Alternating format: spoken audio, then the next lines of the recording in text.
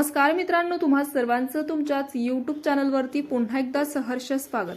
मित्रांनो, तुम्ही जर चॅनलवरती नवीन असाल तर चॅनलला सबस्क्राइब करा।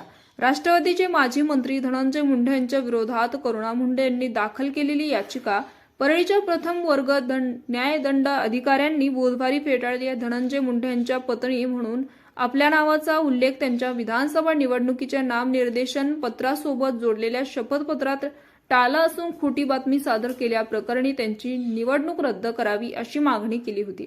या प्रकरणी करुणा मुंडेंनी लोकप्रतिनिधी अधिनियम कायद्याच्या अंतर्गत ऑनलाईन पद्धतीने धनंजय मुंडे यांच्या विरोधात तक्रार केली होती।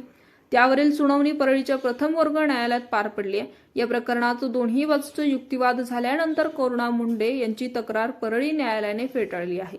मागील वर्षापासून न्यायालयीन लढाईच्या फेऱ्यात अडकलेले धनंजय मुंडे यांना परळीच्या निर्णयाने दिलासा मिळाल्याचं बोललं जातं। यापूर्वी कृषी विभागाच्या खरेदीत धनंजय मुंडे यांनी भ्रष्टाचार केला होता असा आरोप करण्यात आला होता। त्या प्रकरणी दाखल करण्यात आलेल्या याचिकेमध्ये कोणतेही तथ्य आढळलेले नसल्याचं सांगत मुंबई उच्च न्यायालयाने तक्रारदाराला दंड थोपवला होता। मात्र करुणा मुंडे यांच्या पोटगीशी संबंधित अन्य एका प्रकरणात करुणा मुंडे यांना दिलासा मिळाला होता। करुणा मुंडेंनी त्या माजी मंत्री धनंजय मुंडे यांच्या पहिल्या पत्नी असल्याचा दावा केला असून या प्रकरणात त्यांना व त्यांच्या मुलासाठी कारवाईच्या खर्चासाठी पोटगी देण्याचे आदेश धनंजय मुंडे यांना दिले आहेत। या प्रकरणात वरिष्ठ न्यायालयात धनंजय मुंडे यांनी धाव घेतल्यानंतर तिथेही त्यांची याचिका फेटाळली होती।